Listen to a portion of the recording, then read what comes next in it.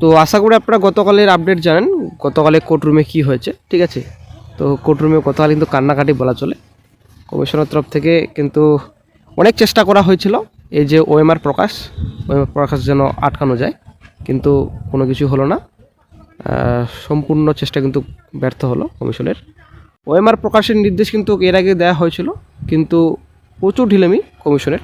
এত ঢিলামি কিসের, এটাই হচ্ছে ব্যাপার। তো আবারও কি নতুন করে দুর্নীতির গন্ধ পাওয়া যাচ্ছে, এটাই হচ্ছে একটা ব্যাপার। সবার মনে কিন্তু একটাই বর্তমানে প্রশ্ন, ওএমআর সিট প্রকাশ করতে এত ঢিলেমি কিসের কমিশনের, এটাই হচ্ছে ব্যাপার। এটা কিন্তু সবারই মনে এক বর্তমানে এখন প্রশ্ন উঠে দাঁড়াচ্ছে।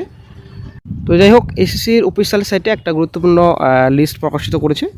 তো আজকে এই ভিডিওতে আলোচনা করা হবে সেই লিস্টে কাদের নাম রয়েছে, কি লিস্ট প্রকাশিত করেছে কমিশন, এবং সিডি পদের স্ট্যাটাস আপনারা কবে না চেক করতে পারবেন, ফর্ম ভুল হলে এডিট করতে পারবেন, কবে নাগাদ হতে পারে, ওএমআর মিসম্যাচ, ওএমআর এক্সপোজ, দেন আপনাদের এক্সপিরিয়েন্স 10 মার্কস ক্যান্সেল, একটা গুরুত্বপূর্ণ আপডেট। অবশ্যই ভিডিওটি সম্পূর্ণ দেখুন, শেষ পর্যন্ত দেখুন।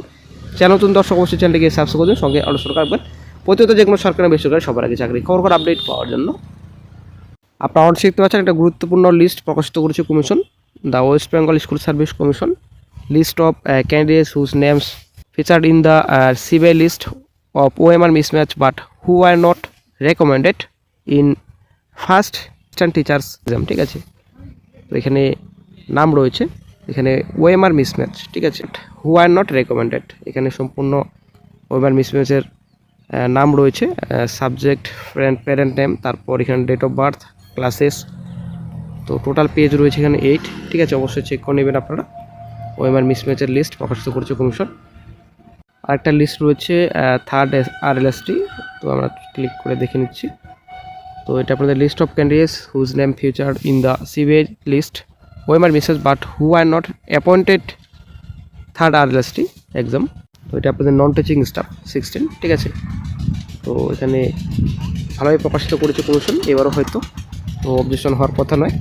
এখানে সম্পূর্ণ ডিটেলস রয়েছে, প্যারেন্ট নেম রয়েছে, ডেট অফ বার্থ রয়েছে, পোস্ট রয়েছে, রোল নাম্বার রয়েছে, তারপর নাম রয়েছে, ঠিক আছে। অবশ্যই দেখে নেবেন। টোটাল পেজ রয়েছে 43, নন টিচিং স্টাফ, ঠিক আছে। এখানে গ্রুপ সি রয়েছে, গ্রুপ ডি রয়েছে। টোটাল এখানে 43 চলে আসছে আমরা। টোটাল কত রয়েছে আপনারা দেখতে পাচ্ছেন, 1853 টোটাল এখানে নাম রয়েছে। এক্সপিরিয়েন্স 10 মার্কসের ব্যাপার তো আশা করি আপনারা জানেন। আগামী 20 তারিখ মামলার শুনানি হতে পারে, ঠিক আছে। সেই দিনই কিন্তু একটা গুরুত্বপূর্ণ আপডেট পাওয়া যাবে। তো উকিলবাবু কিন্তু পরিষ্কার বলছেন অনেকটাই আশা রয়েছে, ঠিক আছে। মোটামুটি 100%ই চান্স রয়েছে এক্সপিরিয়েন্স নাম্বার বাতিল হওয়ার, ঠিক আছে। এখন হাইকোর্ট কী ডিসিশন নেবে সেটাই কিন্তু এখন দেখার বিষয়। আগামী 20 তারিখ একটা গুরুত্বপূর্ণ আপডেট পাওয়া যাবে, দেখা যাক কী হয়। একাদশ দ্বাদশ নিয়োগ সংক্রান্ত বড় একটা আপডেট উঠে আসছে। 21শে জানুয়ারির মধ্যে কিন্তু একাদশ দ্বাদশ শ্রেণীর চূড়ান্ত মেধা তালিকা প্রকাশ করা হবে, এমনই কিন্তু আপডেট উঠে আসছে। তো যদিও চ্যানেল আপডেট দেওয়া হয়েছিল এর আগে, তবে এসএসসি সূত্রের খবর 21শে জানুয়ারির সময়সীমা সামনে রেখেই এগুলো হচ্ছে। সব কিছু ঠিকঠাক থাকলে জানুয়ারির শেষেই কাউন্সিলিং শুরু হতে পারে, ঠিক আছে। অ্যাকচুয়ালি এই মাসের শেষের দিকে কিন্তু কাউন্সিলিং শুরু হওয়ার একটা সম্ভাবনা রয়েছে। তো সিডি পোস্টের স্ট্যাটাস হয়তো আপনারা খুব শীঘ্রই চেক করতে পারবেন অফিসিয়াল সাইট ভিজিট করার পর, ঠিক আছে। হয়তো একটা লিঙ্ক অ্যাক্টিভ করতে পারে কমিশন, একটা এডিট উইন্ডো কিন্তু শীঘ্রই আসছে, ঠিক আছে। তো এডিট উইন্ডো লিঙ্ক কিন্তু খুব শীঘ্রই অ্যাক্টিভ করা হবে। অনেকেরই কিন্তু ভুল হয়েছে, ঠিক আছে।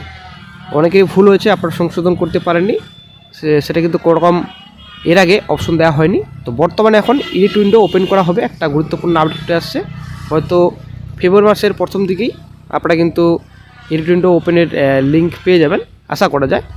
এবং আপনারা পরীক্ষার ডেট তো আশা করি আপনারা জানেন, একটা টেন্টি হিসাবে ধরা হচ্ছে। বর্তমানে মার্চ মাসের প্রথম দিকে কিন্তু পরীক্ষা হবে, ঠিক আছে। সিডি পোস্টে কিন্তু প্রথম দিকে পরীক্ষা হয়ে যাবে আশা করা যায়। তো বন্ধুরা, এখানে যদি ওএমআর প্রকাশিত করে ফেলে সবার, তাহলে এটা কিন্তু পরিষ্কার হয়ে যাবে যে কমিশন অনেকটাই স্বচ্ছভাবে পরীক্ষা নিয়েছে। তো ওএমআর প্রকাশ করতে চাইছে না কেন কমিশন, সেটাই কিন্তু এখন ব্যাপার। তো নির্দেশ কিন্তু দিয়ে দিয়েছেন হাইকোর্টের বিচারপতি অমৃতা সিনহা।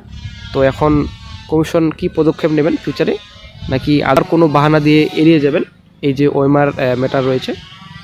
আর এদিকে ইন্টারভিউতে যে ক্যামেরা পোস্টারিংয়ের ব্যাপার রয়েছে, তো সেটা তো এড়িয়ে গেলেন আশা করা যায় কোনো রকম আর ইন্টারভিউতে পোস্টারিংয়ের ব্যাপার থাকছে না আশা করা যায়। তবে এই বিষয়ে শীঘ্রই একটা আপডেট পাওয়া যেতে পারে।